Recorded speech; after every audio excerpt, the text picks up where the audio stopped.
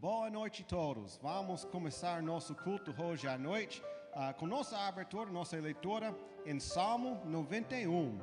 Salmo 91. Vamos abrir nossas Bíblias e nós vamos ler os primeiros 9 versículos aqui em Salmo 91. A Bíblia diz assim: Aquele que habita no esconderijo do Altíssimo, à sombra do Onipotente descansará. Direi do Senhor, Ele é o meu Deus, o meu refúgio, a minha fortaleza, e nele confiarei. Porque Ele te livrará do laço do passarinheiro e da peste perniciosa. Ele te cobrirá com as suas penas, e debaixo das suas asas te confiarás. A sua verdade será o teu escudo e broca. Não terás medo do terror de noite, nem da seta que voa de dia, nem da peste que anda na escuridão, nem da mortandade que assola ao meio-dia. 1000 cairão ao teu lado, e 10.000 à tua direita, mas não chegará a ti. Somente com os teus olhos contemplarás e verás a recompensa dos ímpios. Porque tu, ó Senhor, és o meu refúgio, no Altíssimo fizeste a tua habitação. Amém? Vamos começar cantando, louvando nosso Deus. Venha adorar o Senhor. Adoraremos o Salvador, venha adorar o Senhor. Força e poder, luz e prazer, venha adorar. Adore a Deus, maravilhoso e grande é. Venha adorar o Senhor. Céus clamarão, Deus honrarão. Venha adorar. Adore a Deus, vamos louvar a Deus, louvar a Deus. Venha adorar o Senhor. Adorarão e cantarão. Venha adorar. Adore a Deus, o Deus em carne e homem, Deus, mediador e o Rei dos céus. Venha, venha, venha adorar o Senhor para sempre. Venha, venha, venha adorar o Senhor. Cante ao Senhor, o eterno Rei. Venha adorar o Senhor. Ele é o Rei, isto eu sei. Venha adorar, adore a Deus, quem nos comprou no Calvário. Venha adorar o Senhor. Cristo venceu, vida nos deu. Venha adorar, adore a Deus, vamos louvar a Deus, louvar a Deus. Venha adorar o Senhor. Adorarão e cantarão, venha adorar, adore a Deus, o Deus em carne e homem, Deus, mediador e o Rei dos céus. Venha, venha, venha adorar o Senhor para sempre. Venha, venha, venha adorar o Senhor. Amém. Vamos orar neste momento. Santo Deus e Pai, muito obrigado, Senhor, pelo privilégio que nós temos, ó Deus, de, ó Deus, nos reunir em Teu nome, Senhor. E nós agradecemos, ó Deus, porque o Senhor é bom, ó Pai. E nós pedimos que, em meio a tudo isto que está acontecendo, ó Deus, que o Senhor possa mostrar, ó Deus, a esperança do Senhor Jesus Cristo, ó Deus, para estas pessoas, ó Deus. Que elas venham a reconhecer, ó Deus, que somente no Senhor há esperança, ó Deus. Use, ó Deus, todas as mensagens que estão sendo gravadas, ó Deus. Use tudo isso para alcançar aqueles, ó Deus, que neste momento, ó Deus, estão com os corações abertos, ó Deus, para a sua palavra, Senhor. Nós agradecemos, ó Deus, porque nós somos, ó Deus, pecadores e mesmo assim o Senhor nos perdoa todos os dias, ó Deus. Por favor, ó Deus, abençoe a palavra, abençoe os hinos, ó Deus, que tudo possa ser para a Tua honra e para a Tua glória, ó Deus. Em nome de Jesus Cristo que eu agradeço e oro. Amém. Amém. Vamos cantar agora o hino Glória ao Teu Nome.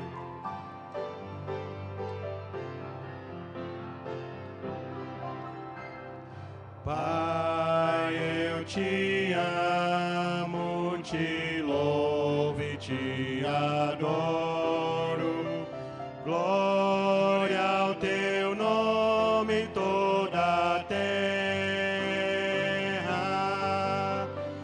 glória ao teu nome, glória ao teu nome, glória ao teu nome em toda a terra. Cristo, eu te amo, te louvo e te adoro. Glória ao teu nome em toda a terra.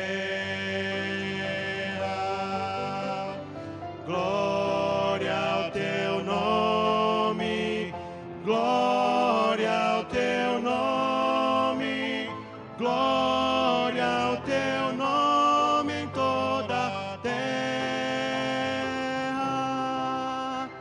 Espírito, te amo, te louvo e te adoro.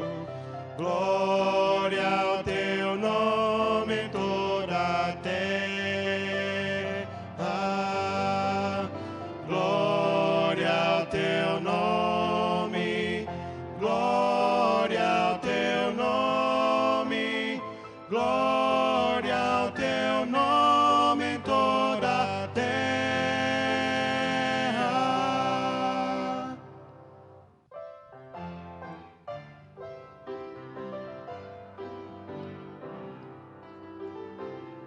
Este mundo me despreza quando eu falo aqui. Dizem que nada tenho, mas errados estão. Em meu ser estou alegre, se eles pudessem ver. Obrigado, Senhor, pelas bênçãos que me deu.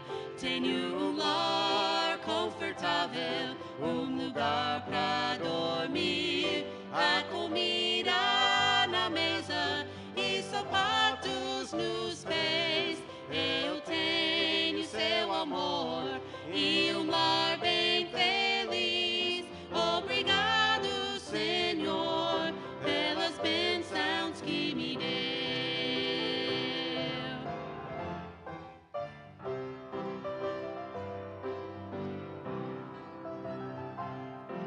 Esta roupa não é nova e rico não sou eu.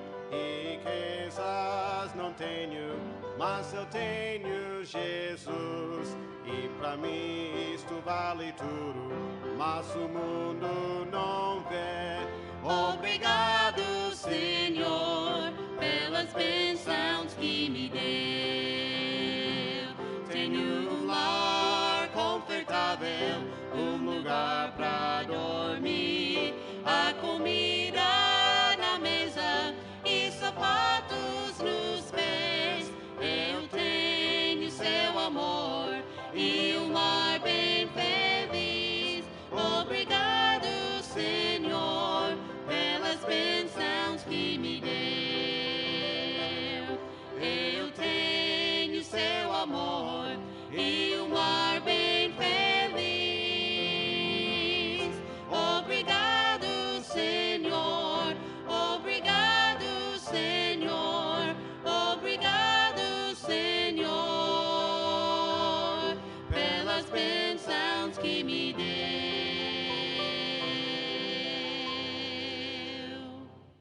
Boa noite, irmãos.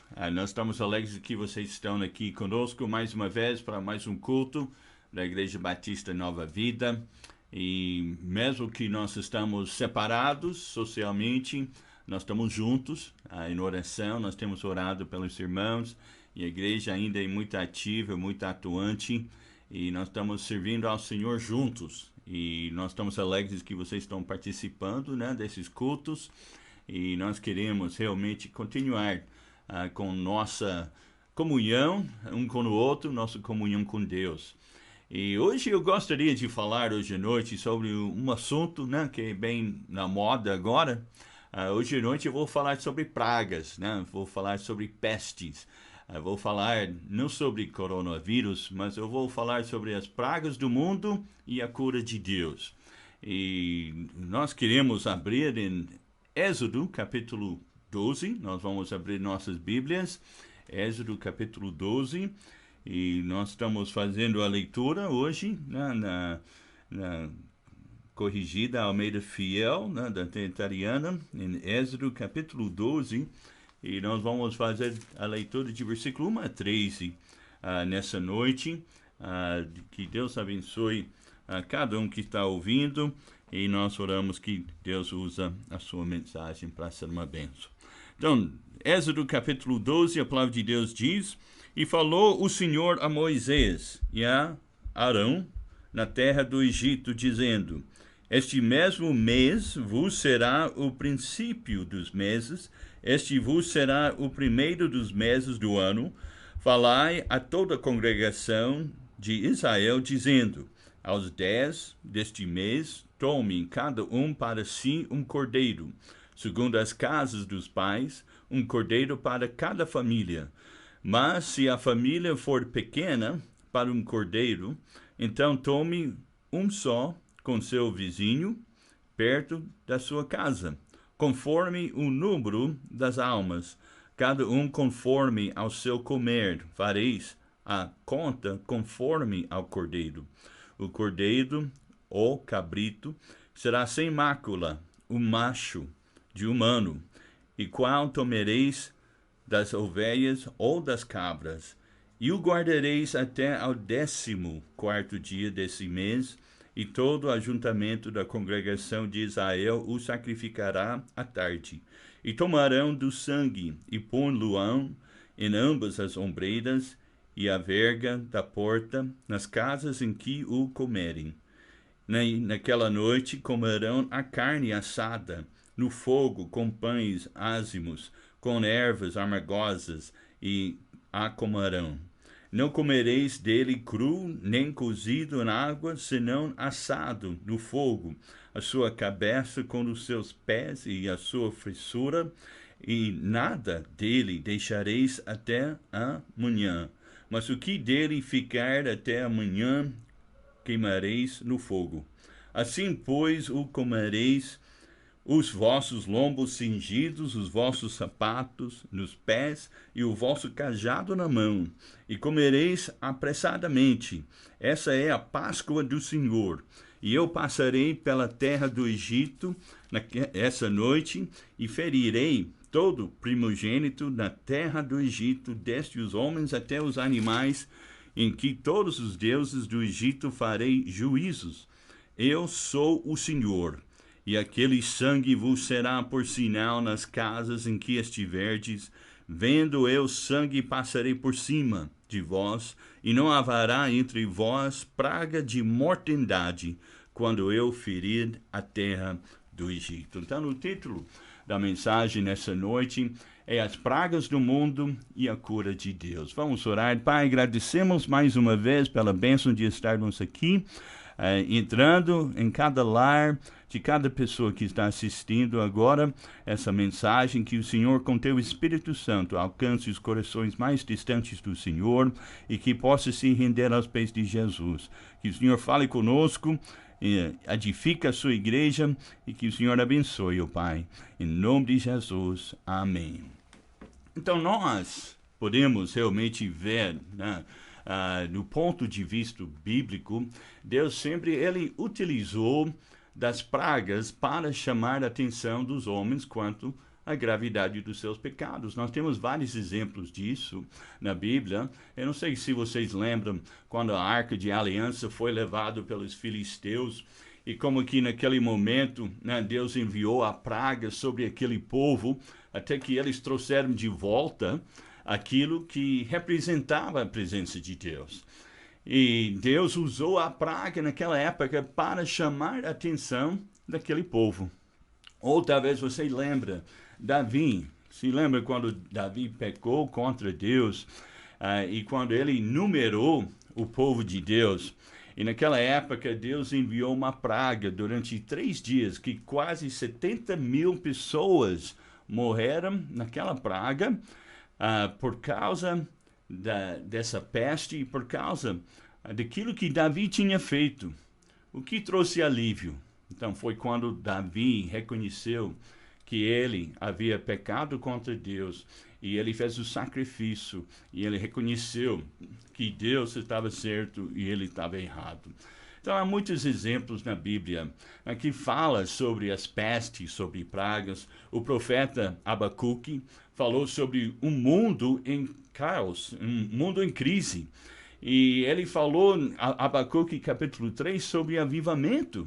Em Abacuque capítulo 3, versículo 1, tem a oração do profeta Abacuque. E naquela oração ele diz: ouve, Senhor, a tua palavra, e teme, aviva, ó Senhor, a tua obra no meio dos anos. No meio dos anos fazei-a conhecida. Na tua ira lembra-te de misericórdia.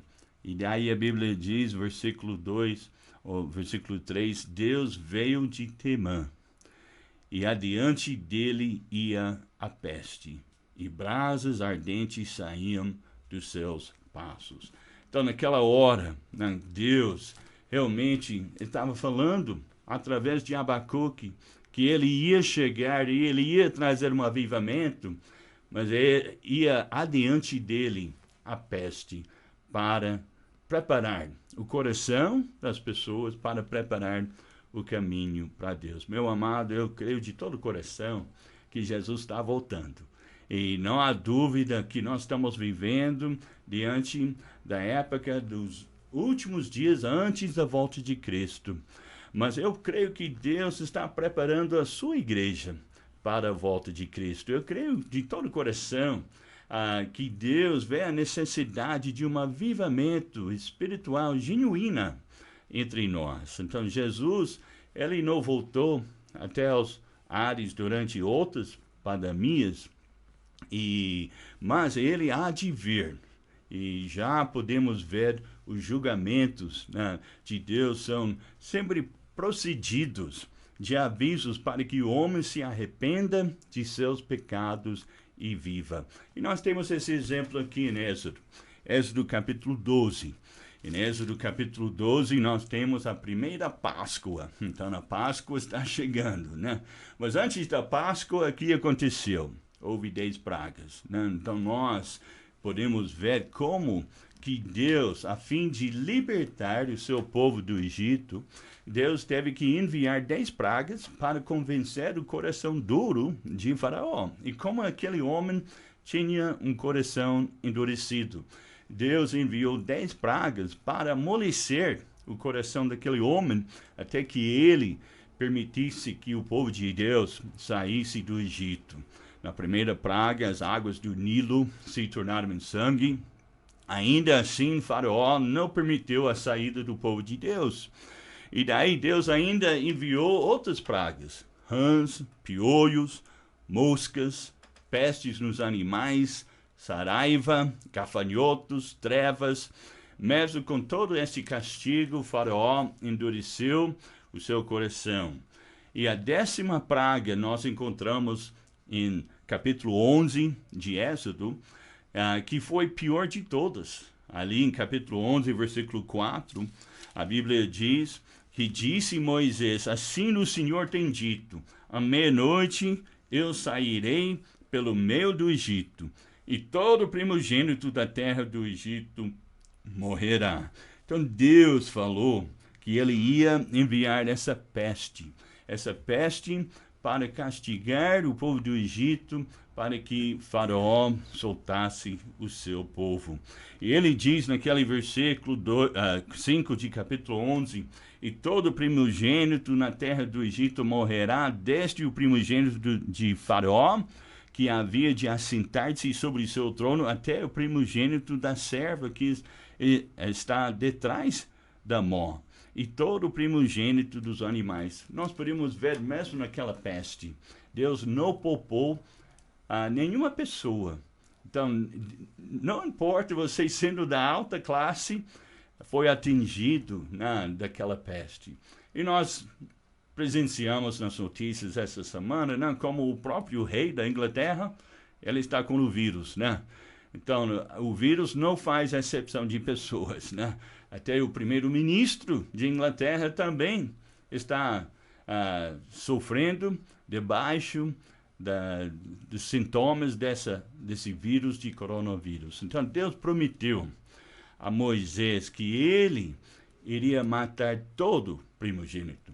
Então, independente do estado social, do nível social, ele iria matar todo primogênito, seja filho do mais velho de cada família da terra do Egito. Mas o que os primogênitos de Israel iriam viver se cada família tomasse para si um cordeiro sem mácula? Deus deu essa promessa para Moisés, para o povo dele. Ele ia poupar dessa praga, né, se tomasse o sangue do cordeiro. E aqui em capítulo 12 de Êxodo, capítulo 12, nós encontramos versículo 13, como que Deus instruiu Moisés sobre a maneira de como deveria ser preparado e comido esse cordeiro. Ele explicou também que o sangue do cordeiro deveria ser colocado nas ombreiras e na verga das portas. Então teve que colocar na parte de cima e também nos laterais da porta de cada casa. Mas veja o versículo 13. Ele diz que colocando o sangue assim, a casa seria protegida da praga de mortandade. Mas veja o versículo 13 de capítulo 12. Aí a Bíblia diz: e aquele sangue vos será por sinal nas casas em que estiverdes. Vendo eu sangue, passarei por cima de vós. Então, essa frase que nós encontramos no versículo 13, passarei por cima, é de onde nós temos a palavra Páscoa. Então, na Páscoa, o significado da Páscoa quer dizer passar por cima. E a primeira Páscoa na Bíblia e na história humana, aliás, nós encontramos aqui em capítulo 12. Então, o que é Páscoa? E o que é Páscoa para você? Talvez você esteja assistindo esse vídeo, você não é frequentador da igreja, talvez você nunca pisou dentro da nossa igreja. E nós queremos dizer para você, nós estamos honrados que você está assistindo esse vídeo, esse culto agora. Mas Deus quer falar ao seu coração. Então, o que significa a Páscoa? O que significa a Páscoa para você? Então, de acordo com o dicionário Aurélio, a Páscoa significa festa anual dos hebreus, que foi transformada em memorial da sua saída do Egito. E também, naquele mesmo dicionário, diz que é festa anual dos cristãos, para comemorar a ressurreição de Cristo. Mas hoje em dia, a Páscoa, realmente são poucas pessoas que conhecem o significado, o sentido da Páscoa. Para muitas pessoas, a Páscoa é chocolate, é coelho, né? E eu não tenho nada contra chocolate, a não ser que engorda e faz nascer espinhos. Mas uma coisa, com certeza, né? Para muitas pessoas, o símbolo da Páscoa é um coelho. Mas realmente na Bíblia, o verdadeiro símbolo seria um cordeiro, né? Deus orientou o seu povo o que deveria fazer para se livrar da praga da morte. O que deveria fazer para se livrar dessa peste que com certeza iria devastar aquele país. Então a resposta veio de forma de cordeiro. Então foi um cordeiro que Deus enviou para as pessoas realmente tomar um cordeiro. E o cordeiro tinha que ser macho e sem mácula, como a Bíblia fala, sem mancha. O cordeiro tinha que ser morto e seu sangue colocado nos laterais e a parte de cima da porta. Mas terceiro, o cordeiro devia ser comido. Então teria que ingerir ou comer o cordeiro. Então, essa história verídica nos revela o verdadeiro significado da Páscoa. Então, em primeiro lugar, Deus protege e Ele marca seu povo. Então, Deus, Ele sabe quem pertence a Ele, quem não é. Quem tem aplicado o sangue, tem confiado no sangue. Então, Deus, Ele separa aqueles que são seus através do sangue do cordeiro. O que faz a diferença? não é a camisa que você usa, não é o nome da sua igreja. O que faz a diferença é o sangue de Jesus, o sangue do Cordeiro que tira os pecados do mundo. Se você tem confiado e aplicado esse sangue sobre seus pecados e na sua vida, sabe que o Senhor Jesus Cristo, ele é o antitipo da vítima pascal. Então, né, a primeira Páscoa no Egito era apenas um quadro do que iria acontecer através do nosso Senhor Jesus Cristo, o Cordeiro que tira o pecado do mundo. Assim como Deus julgou o Egito com 10 pragas e salvou aqueles que tinham a marca do sangue do Cordeiro em suas casas, ele também julgará todos, homens e mulheres que não possuem o Senhor Jesus Cristo nas suas vidas. Quem tem no Filho tem na vida. Quem não tem no Filho de Deus não tem na vida. E é assim que diz a palavra de Deus. Jesus Cristo, ele é o Cordeiro de Deus, que realmente foi sacrificado por todos os pecados. Através dele, Deus passa por cima dos nossos pecados, perdoando e apagando com o sangue de Cristo. Então, na Páscoa no Egito, foi apenas um anúncio de Deus sobre a verdadeira Páscoa, que é o seu próprio Filho, que seria sacrificado pela salvação de todos nós. Mas primeiro eu quero deixar com vocês 3 ensinamentos dessa passagem e eu quero que você reflete e pense nisso. Então, em primeiro lugar, nós entendemos aqui nessa história que o Cordeiro da Páscoa foi um símbolo da pessoa de Jesus Cristo.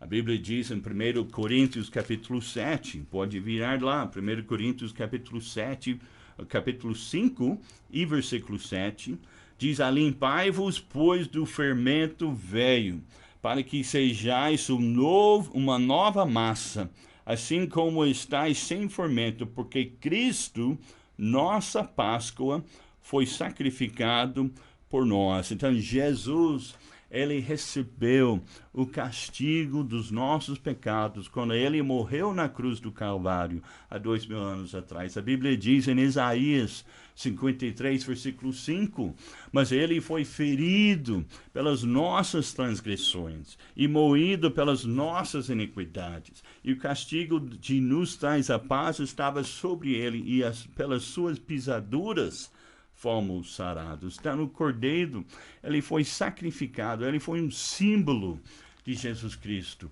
O Cordeiro tinha que ser perfeito, sem mácula, sem mancha. E a Bíblia diz em 1 Pedro, capítulo 1, versículo 18, "Sabendo que não foi com coisas corruptíveis como prata ou ouro que fostes resgatados da vossa vã maneira de viver, que por tradição recebestes dos vossos pais, mas com o precioso sangue de Cristo, como de um cordeiro imaculado e incontaminado." Então, o justo morreu pelos injustos. Ele morreu por eu e por você. Imaculado significa que Cristo nunca cometeu pecado. No Velho Testamento, os judeus sacrificavam bodes, ovelhas para expiação, para pagar a culpa do pecado, mas é só no sangue de Jesus que nós temos perdão. Como diz em Hebreus, capítulo 9, versículo 12, "Nem no sangue de bodes nem bezerros, mas por seu próprio sangue entrou uma vez no santuário, havendo efetuado a eterna salvação." Então é por isso que nós pregamos a salvação apenas por Cristo Jesus. É só Jesus que salva. Nenhum líder religioso jamais pode pagar pelos seus pecados. Então, o Cordeiro tinha que ser perfeito, mas veja, o Cordeiro tinha que ser sacrificado para vencer a morte. A Bíblia diz em João, capítulo 1, e versículo 29, no dia seguinte, João viu Jesus que vinha para ele e disse: "Eis o Cordeiro de Deus que tira o pecado do mundo." Então, Jesus, ele é o Cordeiro. João estava apontando as pessoas para Jesus. Ele pagou por nossas culpas. Em Israel, durante a Páscoa, tinha o costume, todo ano, de soltar um dos prisioneiros. E o povo de Israel escolheu naquele ano, quando Jesus foi levado no palco perante Pilatos. A Bíblia diz que eles tinham escolha entre Jesus ou Barrabás. Barrabás era um homicídio, um assassino, um ladrão. E o povo escolheu Barrabás ao invés de soltar Jesus. Então Jesus, ele foi perfeito, ele nunca tinha pecado. Então nós podemos ver nessa passagem, né, os que falam que a voz do povo é a voz de Deus, é contra os ensinos bíblicos, né? É o povo, a multidão que queria sacrificar Jesus e queria soltar o homem criminoso. O Cordeiro Divino, Jesus, ele morreu, mas ele não ficou no túmulo, ele ressurgiu. Ele ressuscitou e ele está vivo. Então, o que separa Cristo de todas as religiões do mundo é que Cristo não era apenas um líder, um fundador de uma religião. Ele era o próprio Deus encarnado. Ele derramou seu sangue, ele morreu naquela cruz, ele foi sepultado e ele ressuscitou. Alguns anos atrás, havia uma reunião na cidade de Chicago, e essa reunião era uma reunião ecumênica, né, que reuniu as religiões e os líderes religiosos de várias religiões do mundo, os mais importantes religiões do mundo. E cada um procurava destacar os pontos básicos da sua fé. E daí o líder cristão, né, ele se levantou, ele disse, os restos, né, dos fundadores, né, das suas religiões, como Buda, como Maomé, como José Smith, então outros ainda estão no sepulcro, mas o túmulo do meu Salvador Jesus Cristo está vazio. Essa é a grande diferença entre nossa religião e entre Cristo, entre a religião de Jesus Cristo que salva. Você pode ver no mundo inteiro o túmulo de Maomé, que milhares e milhões de pessoas vão lá para tocar no túmulo. Também de Buda, tem milhares de pessoas que vão lá para ver o túmulo de Buda. Também de Confúcio, as pessoas vão lá para ver o túmulo dele. José Smith, o túmulo dele tem um grande tabernáculo e edifício sobre o túmulo dele. E esses túmulos são famosos pelo que contém, mas o túmulo de Jesus é famoso pelo que não tem, porque ele não está no túmulo, ele vive. E ele está vivo hoje. Por isso ele pode entrar na vida de alguma pessoa e transformar aquela vida. Ele não está mais no túmulo, ele ressuscitou. Então, no Cordeiro da Páscoa, não só simbolizava a pessoa de Cristo, mas também o sacrifício de Cristo. O sangue do Cordeiro da Páscoa foi um símbolo do sacrifício de Jesus.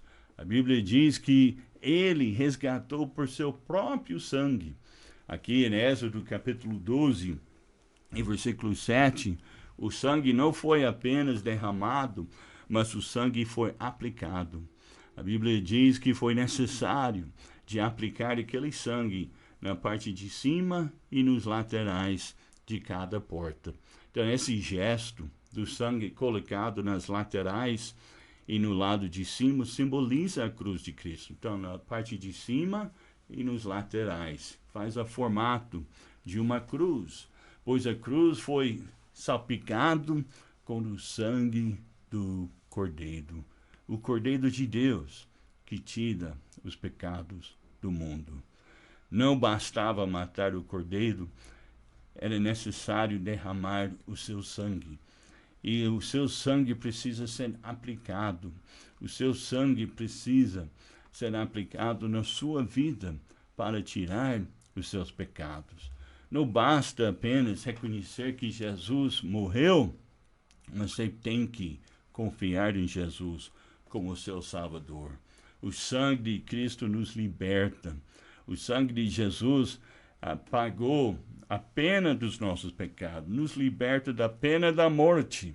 A Bíblia chama de salvação. Então, o sangue de Jesus nos liberta da punição do pecado, mas também o sangue de Jesus liberta do poder do pecado. A pessoa a aceitar Jesus, você é livre da pena da morte. Então, o sangue de Jesus nos liberta da pena da morte. Mas a pessoa, ao seguir Jesus, você é livre do poder do pecado. Então, Ele quer te libertar. Como a palavra de Deus diz, conhecereis a verdade e a verdade vos libertará. Se permanecerdes na minha palavra, verdadeiramente sereis meus discípulos e conhecereis a verdade e a verdade vos libertará. Muitos anos atrás, quando eu fiz seminário, eu trabalhei com pessoas, moradores de rua. A gente fazia um trabalho evangelístico com eles, um trabalho social também. E nós fazemos esse trabalho para ter oportunidade de falar de Cristo para essas pessoas. O lugar da cidade onde ficava era parecido com Cracolândia. E ali foi incrível os casos de pessoas que eu conheci. Homens que eram empresários, que perderam tudo vivendo nas sarjetas por causa de vício, porque estavam na escravidão do pecado. Mulheres que, mães, donas de casas antes, se vendendo, vivendo como na prostituição, só para poder conseguir mais uma droga, uma pedra, por causa do vício, a escravidão do vício.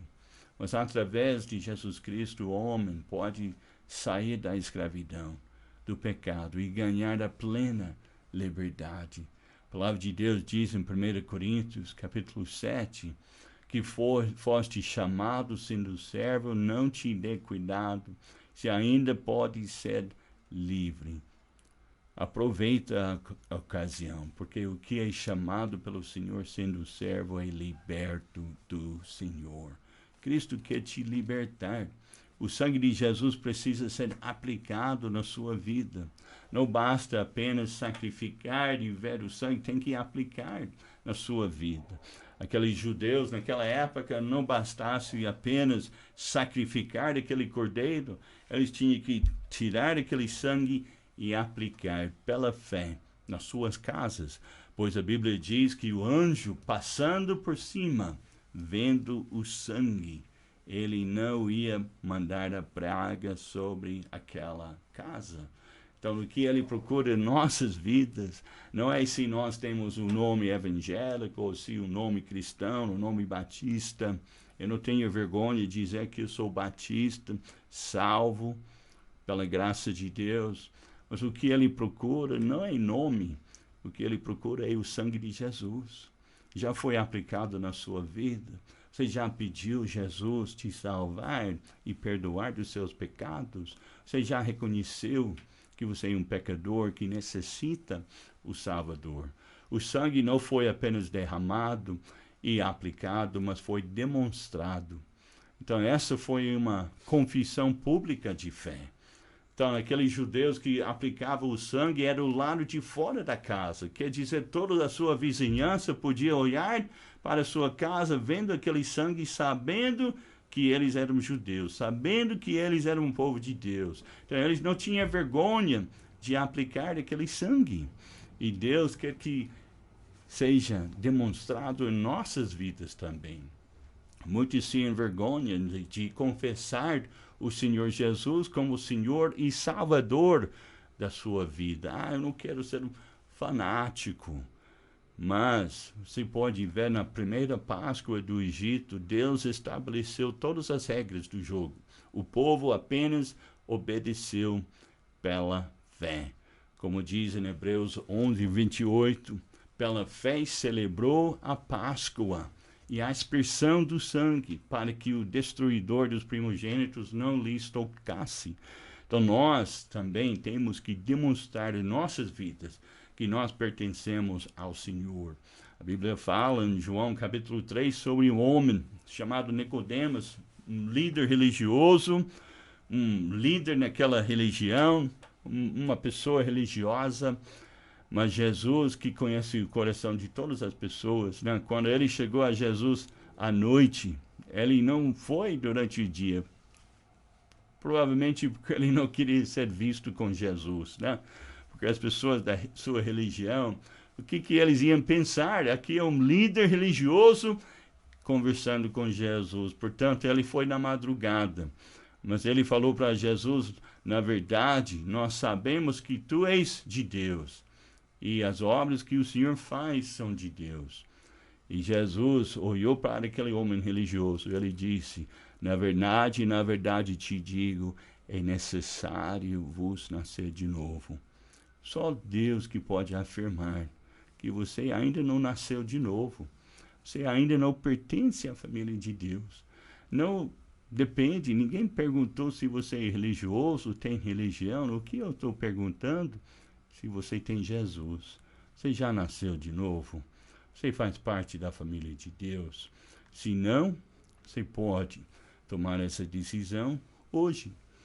O grande pastor, né, Mateus Henry, um grande homem de Deus, ele disse certa vez, é muito fácil entrar no inferno pelas portas do fundo, ou seja, sem ser visto por alguém, mas para entrar no céu, você precisa andar pelo caminho principal, que é o Senhor Jesus Cristo. Não pode entrar no céu pela porta do fundo. Você tem que tomar uma decisão pública que você pertence a Jesus. Mas no último lugar, nós vimos nessa história que esse sacrifício, esse cordeiro, o cordeiro da Páscoa, foi necessário ser comido. Foi necessário comer, né? Muitos querem aceitar Jesus, mas poucos aceitam como o Senhor das suas vidas. Então, o cordeiro deve ser comido totalmente. Deus falou, não deixa nada para amanhã. Come tudo. Come tudo. Então, Jesus, ele diz, na verdade vos digo, se não comerdes a carne do Filho do Homem e beberdes o seu sangue, não tereis vida em vós. O que ele estava falando? Ele estava falando de aceitar, de receber no seu coração, de forma total. Então, nós podemos ver, através dos apóstolos, que muitos morreram por causa da sua fé, porque eles seguiram Jesus totalmente. Eles, ao aceitar Jesus, assumiram um compromisso. Alguém diz que hoje em dia Jesus virou um amuleto de sorte. As pessoas só querem receber as bênçãos deles, mas não querem fazer a tua vontade. Aceite Jesus totalmente. Mas também o cordeiro deve ser comido imediatamente. Como diz em Êxodo capítulo 12, versículo 10. Nada dele deixareis até pela manhã, mas o que dele ficar até pela manhã queimareis no fogo. Então, a salvação das nossas almas é algo muito sério, pois a vida é muito passageira. Então, deve tomar a decisão. Não deixe para amanhã o que você deve fazer hoje. Como diz, hoje é o tempo aceitável. Como a Bíblia diz, ouvi-te no tempo aceitável, socorri-te no dia da salvação. Eis que agora é o tempo aceitável, eis que agora é o dia da salvação. No último lugar, é necessário o cordeiro ser comido resolutamente, totalmente, imediatamente e resolutamente. A Bíblia diz, versículo 11 de capítulo 12, era para comer com os vossos lombos cingidos e os vossos sapatos nos pés, e o vosso cajado na mão, e o comereis apressadamente. Essa é a Páscoa do Senhor. Então, era para comer com os sapatos nos pés, cajado na mão, preparado para sair. Então, a minha pergunta para você nessa noite, você está preparado para sair desse mundo? Você está preparado para encontrar com Deus. Jesus, a nossa Páscoa, ele foi sacrificado por nós. Jesus é o verdadeiro sentido da Páscoa. Ele é o único que pode assegurar a salvação após a morte. Sabendo que Jesus é a única esperança para o homem, então nós devemos levar o Evangelho para o mundo. Ele é nossa esperança, ele é nossa salvação. E a minha oração é que toda pessoa que ouve essa mensagem toma uma decisão ao lado de Cristo. Essa Páscoa é para você. Então não passa nessa Páscoa sem Jesus. Vamos orar.